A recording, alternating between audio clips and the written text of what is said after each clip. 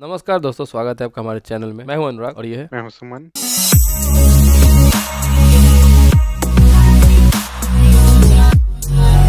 और हम आ गए एक नई वीडियो के साथ। आज हम रिएक्शन देने जा रहे हैं। एक आरजे रौनक की एक वीडियो है कि बॉलीवुड में क्या होता है और उस पे ही है, तो देखते हैं कि उन्होंने क्या डिकोड करा है इस वीडियो को। तो आइए देखते हैं और फिर मिलते हैं आपसे। चलिए शुरू करते हैं। दोस्तों, पिछले 1 दिसंबर को एक तमिल फिल्म रिलीज हुई थी, अन्नपूर्णी, जिसका हिंदी में मतलब होता है अन्न की देवी। ये फिल्म 1 तारीख को आने वाली सैलरी की तरह कब आई और कब गई किसी को पता ही नहीं चला। ओरिजिनली तमिल में रिलीज हुई ये फिल्म बुरी तरह फ्लॉप हो गई, मगर 29 दिसंबर को ये फिल्म हिंदी समेत कई और रीजनल लैंग्वेजेस में ओटीटी पर रिलीज होती है। फिल्म के ओटीटी पर आते ही हंगामा मच जाता है। लोग इस फिल्म का कंटेंट देखकर हैरान हो जाते हैं। फिल्म में इतने सारे कंट्रोवर्शियल सीन्स थे कि लोगों का दिमाग चकरा गया। अभी ऐसे क्या था, हम लोग नहीं देखे, देखना होगा। देखना पड़ेगा। लड़कियों के साथ ऐसा हुआ था तो क्या वो मसला नहीं था क्या? हाँ बताइए। चाहे कश्मीर फाइल्स हो या केरला स्टोरी, दोनों ही फिल्मों के रिलीज के टाइम पर एक सेक्शन ऐसा था जो इन फिल्मों को प्रोपेगेंडा फिल्म में बता रहा था, और फिल्म में बताए किसी भी कंटेंट पर वो लोग बात करने को तैयार नहीं हुए।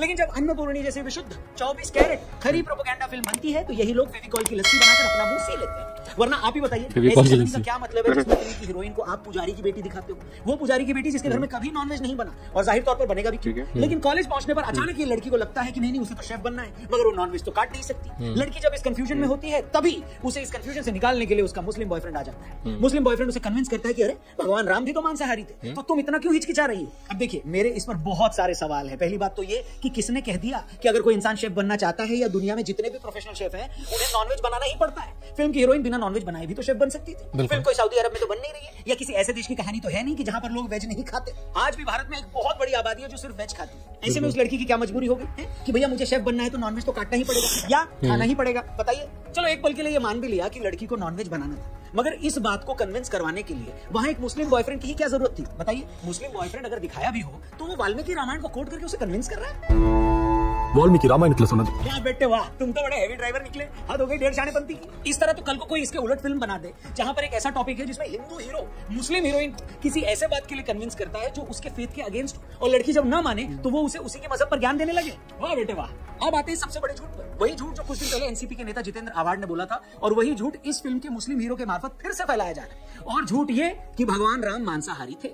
इसे झूठ साबित करने के लिए हमारे पास यूं तो कई सारे तर्क हैं और कई सारे पॉइंट्स। हम एक एक करके आइए उस पर बात करते हैं। ध्यान से इस वीडियो को देखिएगा, और जो लोग ऐसी बातें फैला रहे हैं ये वीडियो उन तक भी जरूर पहुंचाइएगा। इनफैक्ट इस वीडियो को दबा के शेयर करिएगा जिससे ये हर व्यक्ति तक पहुंचे। बिल्कुल। तो देखिए, पहली बात ये कि वाल्मीकि रामायण में जिस मांस शब्द का प्रयोग हुआ है उसका इकलौता मतलब मांस ही नहीं होता। हेलो, प्राचीन संस्कृत हिंदी शब्दकोश के मुताबिक यहाँ मांस शब्द के 3 अर्थ होते हैं। पहला मांस यानी गोश्त, दूसरा मछली का गोश्त, और तीसरे का अर्थ होता है फल का गूदा। अच्छा। वेदों के जानकार ये कहते हैं कि जिस मांस शब्द का इस्तेमाल करके ये कहा जा रहा है कि भगवान राम मांसाहारी थे, वो फलों का गूदा ही है और कुछ भी नहीं। क्या समझे? हिंदी और संस्कृत के विद्वान नित्यानंद मिश्र जी बताते हैं कि महाभारत के अनुशासन पर्व में तो भीष्म ने युधिष्ठिर को विस्तार से बताया है कि भगवान राम मांस नहीं खाते थे। इसके अलावा वेदों और भारतीय परंपरा के बड़े जानकार डॉक्टर आर रंगन की भी इस विषय पर राम इनसाइट्स इस नाम से किताब आई है। डॉक्टर रंगन आर्ग्यू करते हैं कि अगर वाल्मीकि रामायण में भगवान राम के 6 बार मांस खाने की बात है तो वहां 20 ऐसे प्रसंग भी हैं जहां भगवान राम सिर्फ फल और कंदमूल खाने की बात कर रहे हैं। यहां तक कि सीता जी भी प्रतिज्ञा करती हैं कि वो लोग मांसाहार का सेवन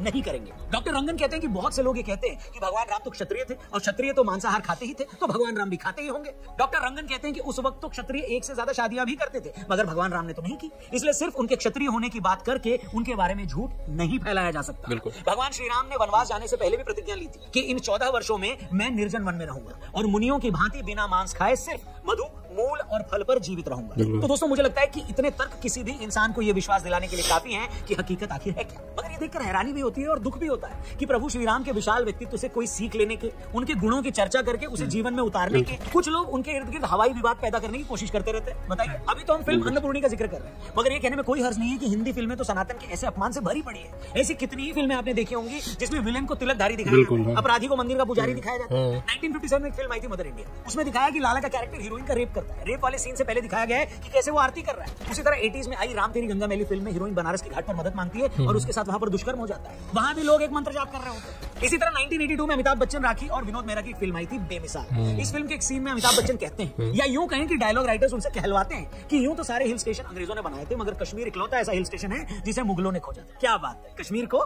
मुगलों ने खोजा। सच में यार मेरे लिए यकीन करना मुश्किल है कि जिस वक्त राइटर ने ये बात लिखी, क्या उन्हें सच में ये नहीं पता था कि कश्मीर को किसने खोजा? और कुछ नहीं तो अगर राइटर ये भी सर्च कर लेता कि कश्मीर का नाम कश्मीर आखिर पड़ा कैसे, उसे तभी इसकी हकीकत पता लग जाती। अरे भाई, जिस कश्मीर का नाम ही ऋषि कश्यप के नाम पर है, जो सैकड़ों सालों तक कश्मीरी पंडितों की भूमि रही है, उसके लिए फिल्म का किरदार बड़ी बेशर्मी से कह रहा है या उससे कहलवाया जा रहा है कि इसे तो मुगलों ने खोजा। और इसी सीन में जैसे अमिताभ बच्चन कहते हैं कि कश्मीर को तो मुगलों ने खोजा है, तो राखी का कैरेक्टर पलट कर बोलता है, मुगलों का तो जवाब दिया। उनका म्यूजिक देखिए, पेंटिंग देखिए, आर्किटेक्चर देखिए। समझ रहे हो ना?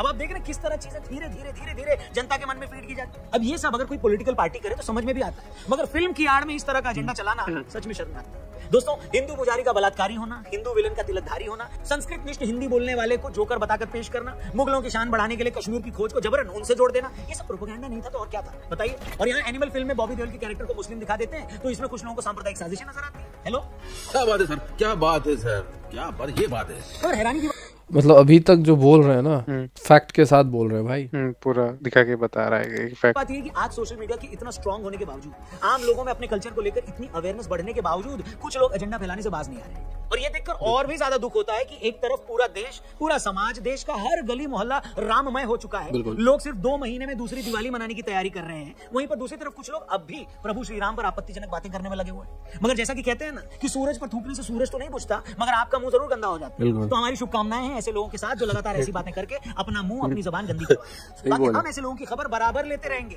ताकि इन्हें ये पता रहे कि यूं ही झूठ बोलकर नहीं निकला जा सकता। इनके हर एक पाप का हिसाब किया जाएगा, इनके हर एक झूठ का पर्दाफाश किया जाएगा। उम्मीद करते हैं आपको हमारा हिसाब किताब अच्छा लगा होगा। अगर सच में अच्छा लगा तो ये वीडियो शेयर करके इसे अपने दोस्तों तक जरूर पहुंचाएं। बाकी जल्दी हम उन नेताओं का भी हिसाब करेंगे जिन्होंने अब ऑफिशियली प्राण प्रतिष्ठा वाले दिन अयोध्या जाने से मना कर दिया है।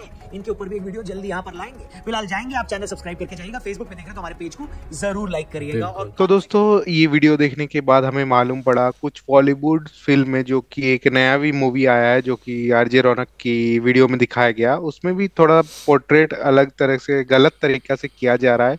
यूथ को भी पोर्ट्रेट अलग गलत तरीके से किया जा रहा है, क्योंकि उस कहानी को जैसे कि उन्होंने बताया कि उसको सही से भी दिखाया जा सकता था, लेकिन कुछ प्रोपेगेंडा फैलाने के चक्कर में उस मूवी को कुछ मतलब अलग ही तरह से बनाया गया ताकि कुछ लोग मतलब ट्रिगर हो। ये सही से नहीं दिखाया गया है। और भी उन्होंने मूवी का कुछ रेफरेंस दिया जहाँ पे मतलब हिंदू लोगों को हर्ट करने के लिए कुछ चीजें बताई गई हैं। तो वही चीज हमने देखा और ऑब्जर्व किया उनके वीडियो से। जी हाँ दोस्तों, मुझे भी ऐसा ही लग रहा है कि जो फैक्ट उन्होंने उस वीडियो में दिखाया है, पुराने ज़माने में जो मतलब विलेन होते थे जो तिलक का यूज़ करते थे, और जैसा कि कश्मीर फाइल मूवी आई थी उस टाइम में जो विवाद हो रहे थे, तो हाँ मतलब लग तो रहा है ऐसा ही कि हाँ जो उनके वीडियो से जो देखने को मिले कि हाँ हिंदू का जो भी हो, जो विलेन को दिखाया जाता था कि तिलक वाले सीन सब, तो हाँ ऐसा कुछ छवि दिखाया जा रहा है। और फिर वो कश्मीर को लेके जो बताएं तो वो भी तो बात तो सही है, जो ऋषि कश्यप जी के बारे में दिखाया गया तो वो कश्मीर उन्हीं के नाम पे थी, वो फैक्ट भी उन्होंने सही